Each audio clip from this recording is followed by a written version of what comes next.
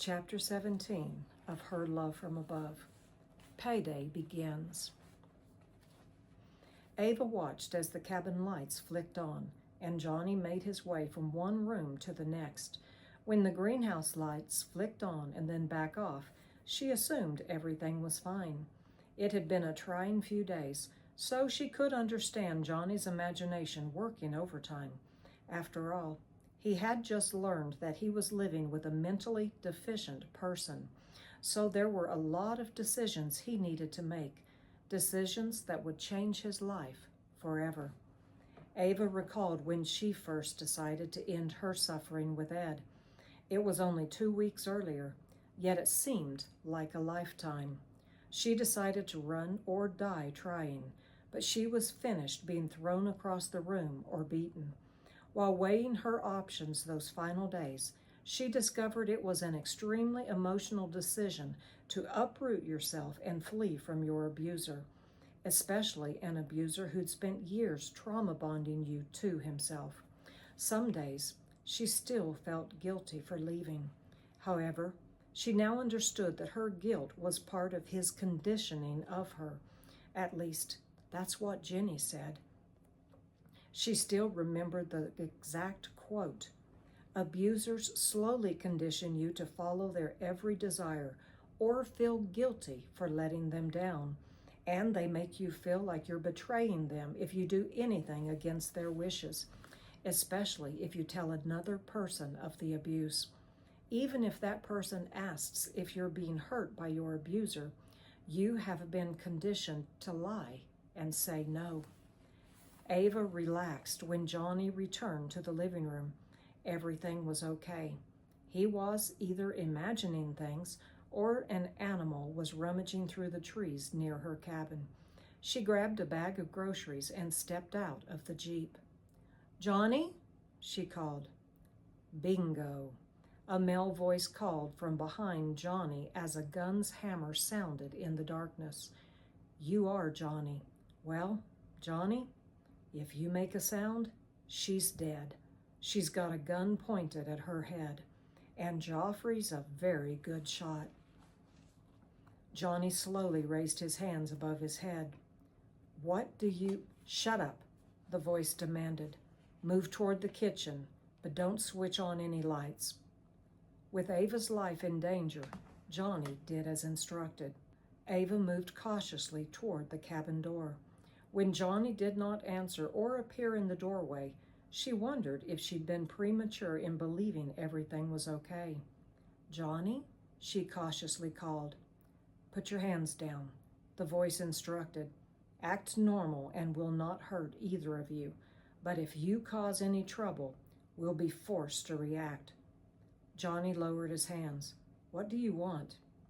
"We're here to get back something she stole. Tell her everything's fine and coax her into the kitchen. Otherwise, she dies." "Don't believe him," Nahath warned. "He's here to kill you." Joffrey, Johnny thought to himself. He knew the man was lying. Otherwise, he would never have given his partner's name. "Don't make a move yet," Nahath said.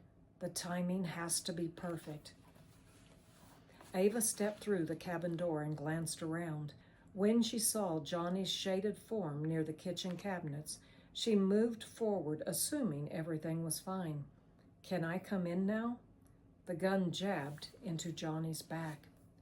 "Yes," he slowly replied, hoping Ava would realize something was wrong by his hesitation to answer.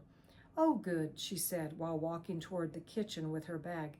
"I was frightened there for a—" "Jenny, how nice to see you again," a voice greeted from the darkness. "It's been a long time." The kitchen light flicked on to reveal a man standing behind Johnny. "Now you can raise your hands," the man informed. Johnny's hands sluggishly raised as Ava dropped the bag of groceries. She didn't know the voice or face of the man pointing the gun at Johnny, but she was familiar with his aura of evil. He was inundated with it. "Come closer, Jenny," the man instructed. Jenny, her mind finally registered, causing an eyebrow to furl. This man was after Jenny, not her. She considered that for a moment. If he discovered she wasn't Jenny, he would kill her and Johnny and then go after Jenny. She didn't want him to change his trajectory, so she decided to play along. Jenny was too valuable to Haven's Rest, and she and Buck would soon be married. They had a life together, but she was barely picking up the pieces of a tattered life. What did it matter if she left this world? If he killed her, she would be with her Heavenly Father. She would have peace at last. "She's not Jenny," Johnny said. "You've got the wrong lady." "Right," the man scoffed. "Sure looks like Jenny to me, long blonde hair and all. I figured you would have cut it short by now. And Almond's informant," he looked at Johnny, "you might know her. She's too stupid to use aliases, so we're pretty sure her name's what she said it was. Do you, by any chance, know a Madison?" He paused for Johnny's response. Cold shivers shot up Johnny's spine as his back straightened, but that small gesture betrayed him. "That's what I thought," the man laughed. "Madison, your wife, said you've been having an affair with Jenny. I've been watching this place, and this lovely lady with long blonde hair is the only one you've hung around privately. And," he paused before finishing with, "she just called you Johnny." He returned to Ava. "What's your name?" "Jenny," Ava softly uttered. Johnny's lips slowly parted. He wasn't expecting that. Why was she risking her life like this? "Ava, no," he urged. "It's been a lot of years, Jenny," the young man said, not noticing Johnny's response. "I don't suppose you recognize me. I was, 7 years old when you did your disappearing act? I was just a boy, but I shed many a tear for missing you." Ava stared at him. "You don't remember me?" Alma stated, his voice betraying genuine hurt. "Alma," he reminded her. "I'm your nephew, Alma." Ava still said nothing, nor did the expression on her face change. Alma jabbed the gun more forcefully against Johnny's back. He was hurt that she did not remember him, but he needed to complete his assignment. "I guess you have a nice insurance policy. At least, that's what your Madison said. She claims you were leaving her for Jenny, but don't worry, she's going to be dead soon too. She won't get a chance to collect that money. Almond doesn't leave loose ends. If she weren't so stupid, she would know that someone of his caliber doesn't get where they are by leaving witnesses, and he certainly won't leave someone who would sell out her husband for money." "Life insurance?" Johnny repeated. "Come on now, don't act so stupid. I guess you didn't meet her needs adequately because money is more important to her than your life. Maybe I'll let Joffrey fulfill some of those needs before he kills her. What do you think? Would that be fair payback for a wife selling out her husband for money?" "Ava," Nahath instructed, "move toward the greenhouse door." Ava stared in disbelief at what was happening.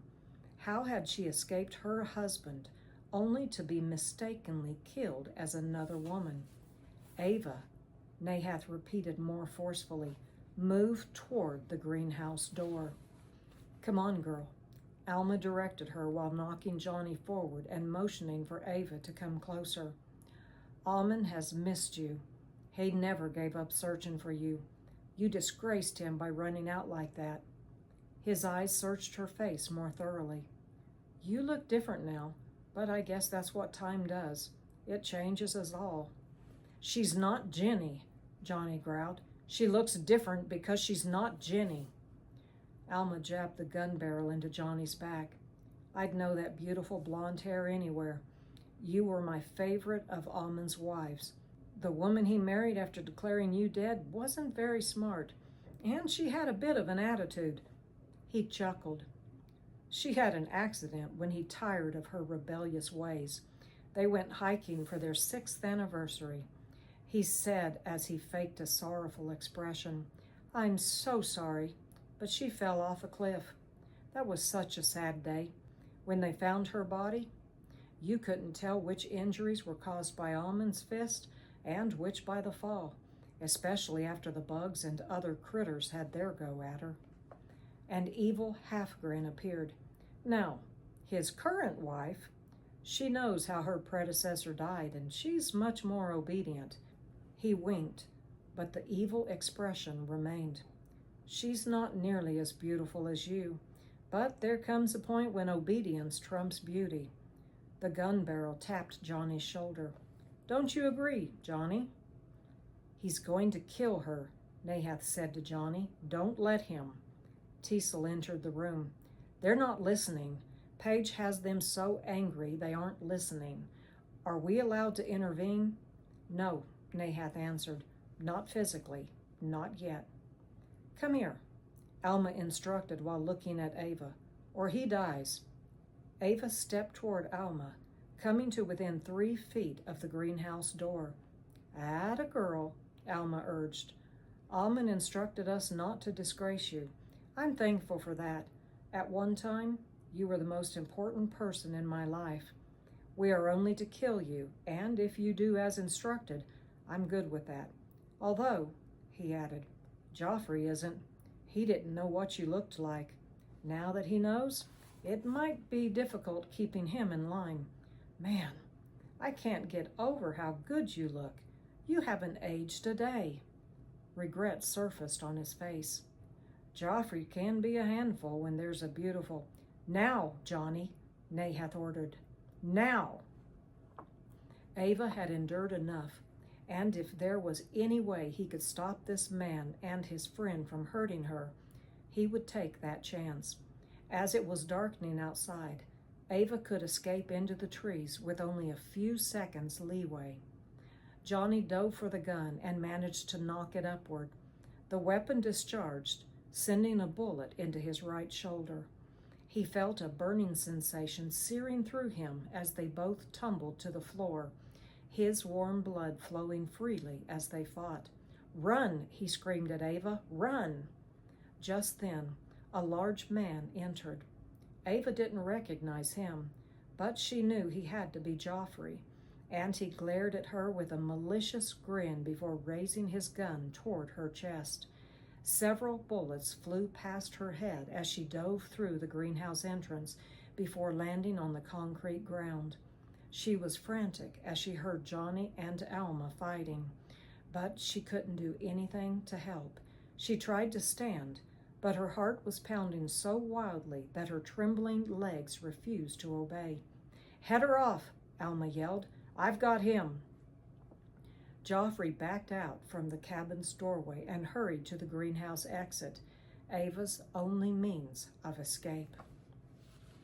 Ghost resented being kept out of the fray, so he felt vindicated when he heard the gunfire. His malicious cackle disrupted the otherwise peaceful night. We don't need to be with our hosts, he projected loud enough for both Lieutenant Chazaquah and Teasel to hear. They are competent enough in completing their tasks without assistance. Lieutenant Chazaquah didn't move or make a sound, but merely appeared as a statue between Ava's cabin and the demonic beings, ensuring they kept their station and gave no assistance. Stop, Charlie demanded, interrupting Paige's current rage. She stared at him while stomping her foot. How dare... Ignoring her, he turned to Buck. Did you hear that? What? I did, Claire replied, her eyes large with fright. It came from the west. Lock those papers back up, Charlie directed. Buck's eyebrows perked. He will do no such a thing, Paige ordered. I've waited for... Buck ignored her and placed the documents back inside the safe, shut its door, and turned the combination to ensure it could not be opened.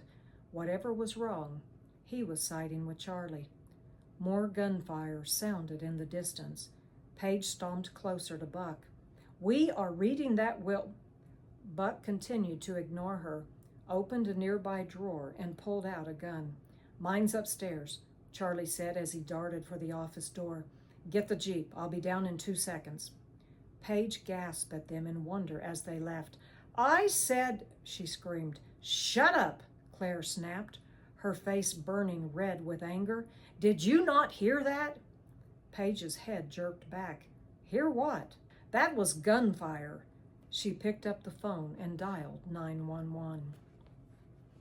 Teasel followed Joffrey through the front door and headed toward the greenhouse exit. When the murderous man arrived, he stood directly in front of the entrance with his gun pointed chest high, waiting for Ava to show herself. Teasel positioned himself behind Joffrey and allowed a slight angelic glow to emanate from his frame, just enough to silhouette the man's physique. The light was faint enough that Joffrey didn't notice, yet intense enough to warn Ava of the man's presence. Careful, Nahath directed. He moved beside Ava as she scrambled to her feet and hurried toward the exit. Look at the door, he commanded. His accomplice is waiting for you. When Nahath realized Ava was too frightened to listen, he tripped her. She tumbled forward but caught herself on the edge of a garden bed, the fall's momentum forcing her to her knees. She pulled herself to a standing position, then stumbled forward again, expecting the second man to rush inside the greenhouse at any moment, and knowing there was no way she could outrun him. She crawled beneath a nearby shelf and hid. Several seconds passed without the man appearing in the doorway. Surprised, she paused and listened, hearing only the struggle between Johnny and Alma. Look up, Nahath again instructed. He's waiting for you outside the door. See his frame against the glow? Ava waited a few more seconds, then scrambled to her feet with the full intention of escaping through the side door. But when she moved forward, she noticed the same huge frame silhouetted against the strange light. She panicked. He was waiting for her at the only other exit. The bear door, Nahath reminded. He doesn't know about the bear door. 2 more gunshots were fired, and Ava instantly recalled the many times during her marriage when she thought death was near, times when Ed had injured her so severely that she prayed to die. This time, she didn't want to die. She wanted to live. What do I do, she prayed. What do I do? The bear door, Nahath again reminded. She scoured the greenhouse. Johnny and Alma were still wrestling in the kitchen, and Joffrey awaited her at the only other exit. She had nowhere to go. The bear door, Nahath again declared. Use the bear door. Ava suddenly remembered Buck showing them the drainage system earlier that day. The board, she whispered. If it was big enough for the young bear to crawl through, perhaps she could squeeze through it too. She hurried toward the back corner as the 2 men wrestled against the wall. No, she abruptly decided. No, I can't. She peeked through the kitchen door to find both men now on the floor, but with Johnny injured and bleeding. Alma was quickly gaining the upper hand. Ava watched as the gun slowly turned toward Johnny's face. If she didn't do something, he would be dead soon. Still on her knees, she stumbled through the opening and scanned for a knife or weapon of any kind. The iron skillet, Arden suggested. If you're going to help, that would work nicely. Her eyes rested on several iron skillets decorating a nearby wall. Perfect, she thought, darting toward them. She grabbed a large one from its hook and smashed it against the back of Alma's head. His body flopped downwards. Why aren't you running? Johnny barked as he pushed Alma's body off his own. You should be in Timbuktu by now. Because I'm not leaving you. She dropped the skillet and helped him to his feet. Come on, the other man is at the greenhouse door, or at least he was. We can go through the bear door. The what? The bear door, remember? The opening where water flows out from the greenhouse. Johnny attempted to stand. You should have run, Ava. You know what that man will do if he catches you. Why didn't you run? She frowned at him. If I'd have run, you'd be dead right now. Besides, I've lived through worse. Ava grabbed the gun and then placed herself beneath Johnny's shoulder. Hurry, Joffrey won't wait outside that door forever. They stepped inside the greenhouse and moved as rapidly as possible toward the far corner. Just as they approached it, a man's voice called from behind. "Hey, little lady," he said in a seductive voice. "I know you're in here. This is the only other door. We done checked this place out. Why don't you flip on the light so we can get this over with?" The voice moved closer. "You ain't leaving here no way. You got sins to pay for." Ava felt along the corner wall. "Where's the hook?" she whispered. "I found one," Johnny said. "It's unlocked." "Come on now," the voice repeated. "Ain't no use us making this so hard. Alma's paying good money to see you dead, so you ain't getting away nohow." "Please, Lord," Ava prayed. "Where is it?" "Ease a bit higher," Nahath instructed, "and to the left." Ava tried picturing the board in her mind as she moved her hand down and touched the floor. Then she measured up to where she remembered seeing the hook. Keeping to the same height, she scooted her hand farther away from the corner. "There you go," Nahath said. "You're almost there." "Jenny, all you're doing is making this harder on yourself," the man again stated. "Get yourself out here right now or I'm going to be angry. We ain't supposed to defile you. I don't know why, but Almond still wants you to be his wife in eternity. Imagine that. You gonna be pregnant for all eternity, birthing spirit children. Don't that sound nice?" He laughed, his tone mocking the way the Mormon church believed she would spend eternity. "Barefoot and pregnant," he snickered, "for all eternity. Don't think he could have wished for a worse fate on someone like you." Ava's hand was trembling when she found the lock. She tried unlocking it, but her fingers wouldn't work. "I can't get it," she whispered. Johnny's hand followed hers towards the lock, where he unhooked the latch and then shoved open the board. The hinges squeaked slightly. "Go," Ava whispered. "You're hurt. I'll follow." Johnny snorted. "Not on your life," he said as he grabbed Ava's arm and forced her through the opening. A few seconds later, he cleared the space as well. The greenhouse light flicked on. "Go," Johnny instructed. "Leave me. Get Buck or Charlie. I'll hide behind a tree." "I'm not leaving you," she argued. "You're hurt." Johnny sounded angry. "He's going to find that opening quickly with the light on. We have no way to lock it from out here, and I can't move fast. He's got a flashlight. He'll follow the blood trail. Go." He tried shoving her away. "Stop," she demanded. "I'm not leaving without you." "Ava, get away from here. Get help." "Alma," the man screamed. "Alma." There was a pause. "You wretched witch! You're dead. You're both dead. Almond will never—" Ava placed her body beneath Johnny's arm and helped him to his feet. "We go together or we don't go at all." "He's found his friend," Johnny warned. "Please, Ava. He's going to move fast now." "To the Jeep?" she asked. "No, he'll be there as soon as he hears us pulling away, and we'd have to turn it back toward the lodge. We'd never get away in time. Bullets travel." "Do you have your cell phone?" Ava asked. "Yes." In spite of Ava's assistance, Johnny stumbled. His head was dizzy from blood loss, and his shoulder and upper chest were pounding in anguish. "Ava, please," he begged. "I'm too bad. I can't go much farther. Please, go. Leave me behind." She ignored his plea. "Give me your cell phone."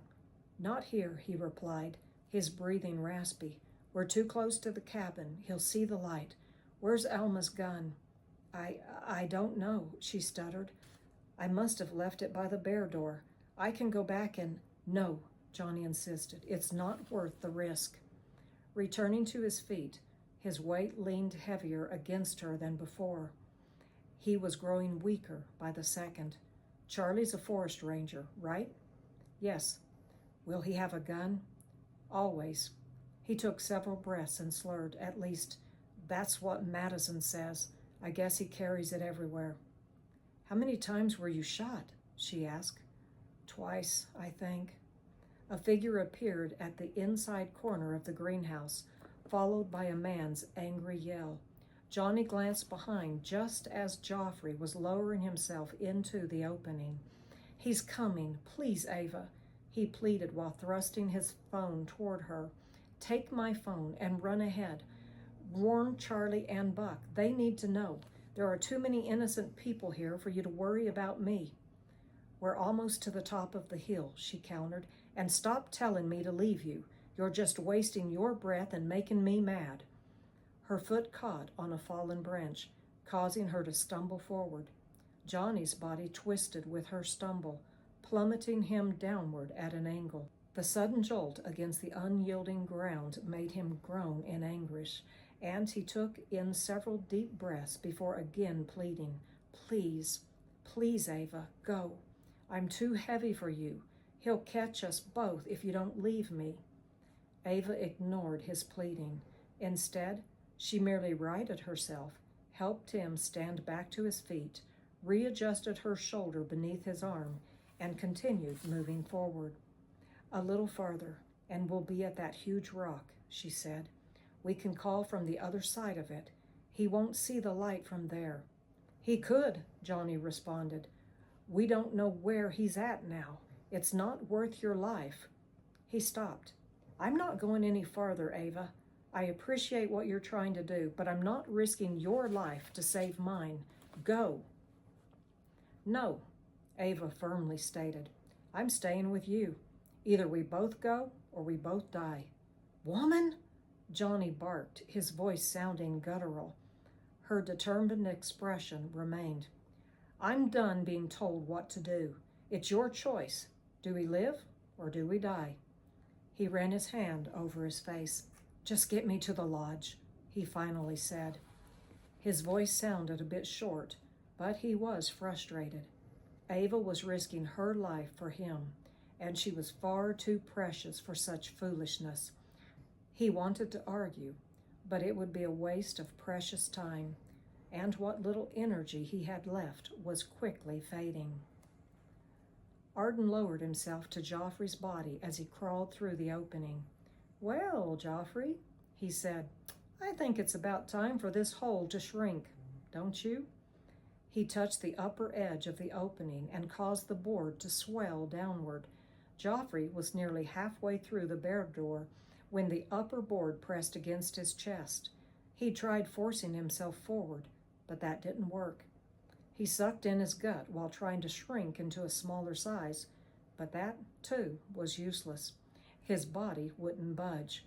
It was puzzling. He wasn't any larger than Johnny, so why wasn't this working? He tried raising himself back into the greenhouse, but couldn't. He was stuck, unable to slide in or out through the opening. As foul words spewed from his mouth, Arden kicked the gun from his hand and sent it flying across the room. Joffrey froze, unable to understand what was happening. He could only gape at his distant weapon as a sense of fright overwhelmed his being. "He's dead," Ghost said to his fellow warriors. "Our host is dead." Lieutenant Chazaquay said nothing. "Do we stay with Joffrey?" a demonic voice questioned. "No," Ghost answered. "He's captured. He is no longer of use to us." Ghostly figures moved upward and away from Haven's Rest. There were plenty of other foolish souls for them to torment, so there was no reason to remain at their own peril. Once Lieutenant Chazaquay was sure they had abandoned their remaining host, he departed for the second half of his assignment.